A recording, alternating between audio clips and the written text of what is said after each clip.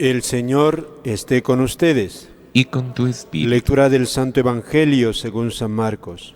Gloria a ti, Señor. En aquel tiempo enviaron a Jesús unos fariseos y partidarios de Herodes para cazarlo con una pregunta. Se acercaron y le dijeron: Maestro, sabemos que eres sincero y que no te importa de nadie, porque no te fijas en lo que la gente sea, sino que enseñas el camino de Dios sinceramente. ¿Es lícito pagar impuesto al César o no? ¿Pagamos o no pagamos? Jesús, viendo su hipocresía, les replicó: ¿Por qué intentáis cogerme? Traedme un denario, que lo vea. Se lo trajeron, y él les preguntó: ¿De quién es esta cara y esta inscripción? Le contestaron: del César. Les replicó: Lo que es del César, pagádselo al César, y lo que es de Dios, a Dios. Se quedaron admirados. Palabra del Señor. Gloria a ti, Señor Jesús. Amados hermanos, en nuestro Señor Jesucristo y María Santísima, nuestra Madre, aunque hemos reiniciado el tiempo ordinario, sin embargo podemos celebrar el oficio votivo del Espíritu Santo, y es lo que estamos haciendo, la misa, la liturgia votiva del Espíritu Santo, porque para la Iglesia es motivo de grande alegría, grandísima, el Espíritu Santo. Después de la Pascua, de la Resurrección, está esta otra fiesta, el Espíritu Santo, Pentecostés, el nacimiento de la Iglesia. Y cómo no agradecer a Dios ese don tan grande, en la efusión del Espíritu Santo. Y también, ¿por qué no alargar esa petición para que el Espíritu Santo se haga palpable en nosotros? Hemos escuchado hoy día en la lectura de este día esta afirmación del apóstol San Pedro: esperamos un cielo nuevo y una tierra nueva. Muy apropiado para los días que estamos viviendo. El cristiano tiene su esperanza no en este mundo, no en las realidades temporales, sino ante todo su mirada está puesta en el horizonte, en la eternidad. Aquí vivimos parte de nuestra existencia, la otra está por venir, y esa es la esperanza. Tierra nueva, dice una tierra nueva. Y en este caminar hacia esa patria que dice San Pedro, cielo nuevo y tierra nueva, nos pide San Pedro: procurad que Dios os encuentre en paz con Él, inmaculados e irreprochables. Considerad que la paciencia de Dios es nuestra salvación. Una exhortación a luchar por ser santos. Y en esa lucha nos toca a nosotros vivir en este mundo sujeto a unas autoridades de este mundo. Y aquí en esta página precisamente del Evangelio nos va a hacer ver ese drama que hay también en la autoridad humana, ese drama de apropiarse lo que no tiene que apropiarse, y también ese misterio que hay en nuestro propio corazón, queridos hermanos, ese misterio que está como latente en muchísimas partes del Evangelio. Nada más aparecer Jesús, nada más iniciar su camino de predicador, sobre todo, cuántos se le oponen. Y Jesús tiene que trabajar, tiene que ser misionero en medio de esa fortísima oposición. Esto primero, por ejemplo, aquí está claro, enviaron a Jesús a unas personas para ponerle una trampa. Esto es lo que, fíjate, delante del pueblo llevan a 2 personas, a un grupo de personas, díganle esto a Jesucristo para ponerle una trampa. ¿Cuál era la trampa? Hacerle una preguntita inocente. ¿Pagamos o no pagamos impuesto al César? Inocente a nosotros esta pregunta. Pero en el tiempo de Jesús es la respuesta podía ser peligrosa, peligrosísima. Tanto, por un lado, si se niega, si se afirma. Si Jesús ante ese auditorio decía, no hay que pagar, ¿por qué? Porque los judíos, precisamente el pueblo judío de ese tiempo, aborrecía pagar a los romanos el impuesto. Y de hecho había algunos que decían no hay que pagar, y pagaban solamente porque ya les obligaban y no había más remedio. Pero ellos no lo hacían de buena gana, detestaban pagar.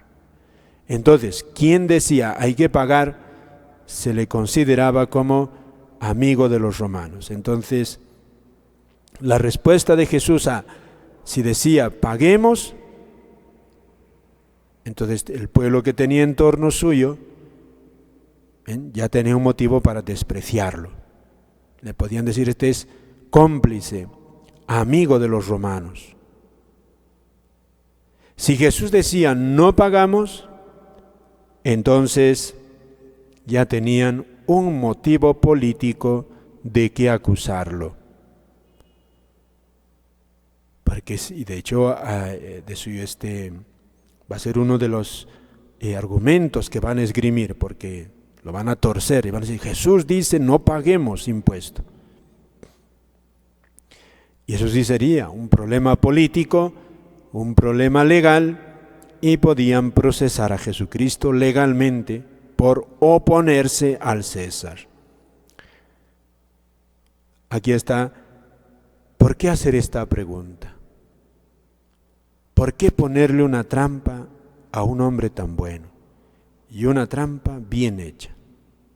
¿Por qué? ¿Por qué el corazón del hombre así? Y es nuestro corazón. Somos débiles, muy débiles. Cuando nuestro egoísmo nos domina, qué difícil, queridos hermanos, qué duro es, qué duro. Jesús cuando predicaba no iba a aplaudir los intereses de nadie, sino los de Dios.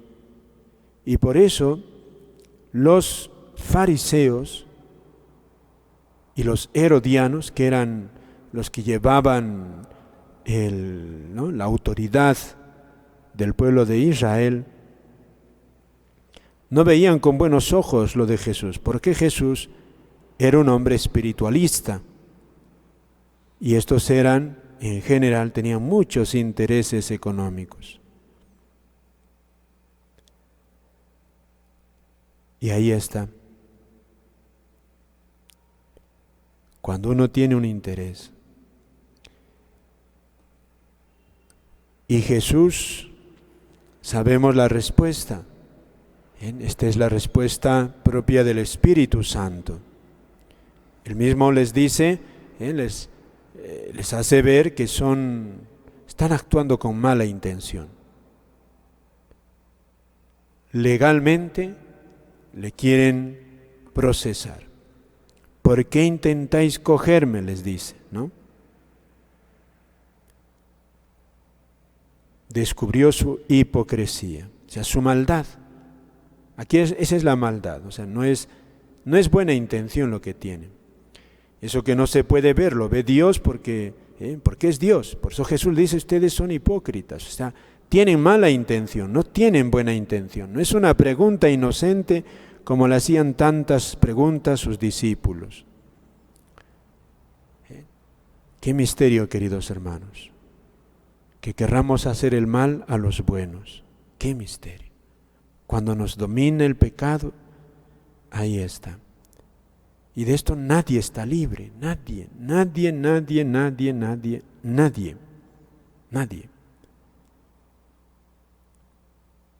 El corazón se endurece y puede pecar.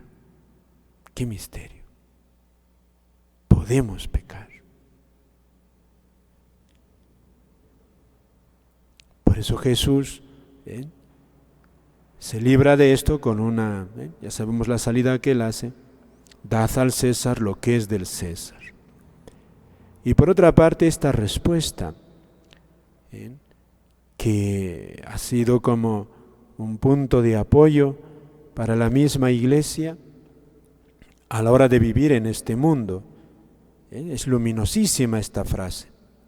Aquí nuestro Señor está separando en el ámbito de la autoridad civil y también la conciencia del cristiano. O sea, una autoridad civil tiene unos derechos. Cualquiera sea esa autoridad civil legítimamente establecida, tiene un derecho de gobernar este mundo porque ha sido elegido. Estamos en una sociedad, entonces esa autoridad tiene unos derechos y puede gobernar según esos derechos. Ahí está. Pero también tiene un límite.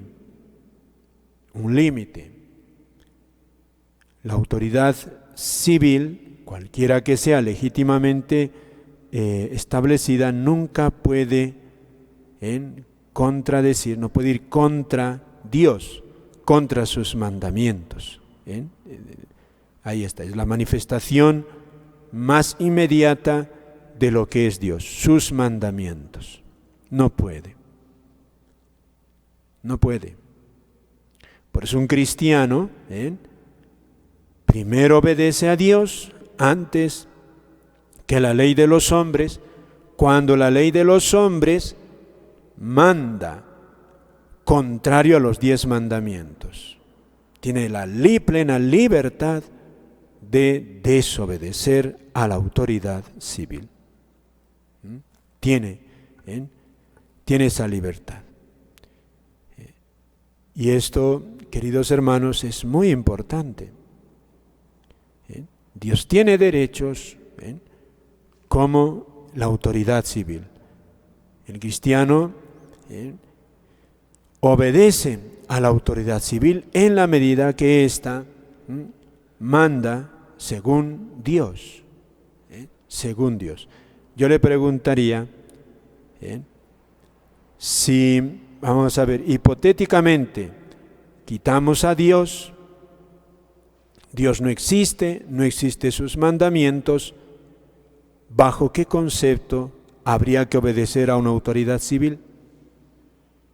Si solamente fuese el mero ponernos de acuerdo, porque nos ponemos de acuerdo, vamos a elegir, elegimos una autoridad y la vamos a elegir para unos derechos, nada más. Para unos derechos. ¿Y esa autoridad bajo qué se va a regir? Bajo unos estatutos. Y eso, queridos hermanos, ¿qué se llama? El gran riesgo de que esos gobernantes sean una banda de forajidos. Porque hecha la ley, hecha la trampa. Van a hacer lo que les viene en gana. Porque si no hay una autoridad superior a ellos, riesgo de que seamos gobernados por una banda de ladrones, de guante blanco, pero ladrones. Porque no hay norma para ellos, no hay Dios para ellos, ellos son Dios. Y es lo que es la tentación que estamos viendo en tantos pueblos y en nosotros mismos, en nosotros mismos.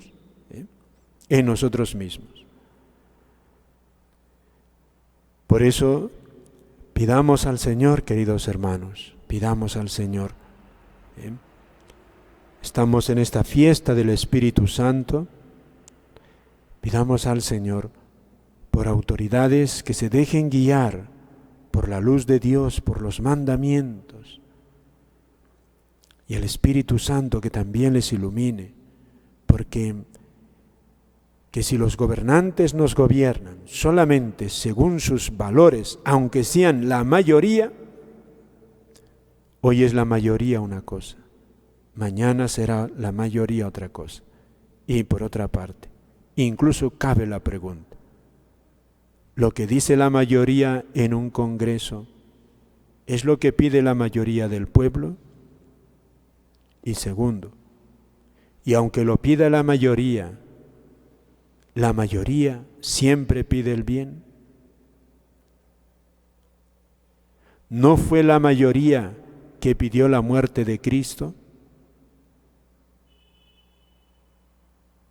La mayoría ni la minoría. Si no hay un árbitro supremo, y ese es Dios, tanto para nosotros en nuestra propia conciencia como para la autoridad civil, corremos el riesgo de hacer lo que nos viene en gana y vienen destrozos, queridos hermanos, porque nuestro corazón, misterio, tiene esta noche, esta oscuridad. Como estos fariseos, Jesús predica, empieza a predicar y no le quieren escuchar. Misterio del corazón del hombre. Por eso necesitamos nosotros de la fuerza, la luz del Espíritu Santo, para no oscurecernos, no ver a Dios como enemigo, sino como verdadera esperanza. Dios es esperanza para el hombre, nunca va a querer su destrucción, sino su bien. Nada más, queridos hermanos. Amén.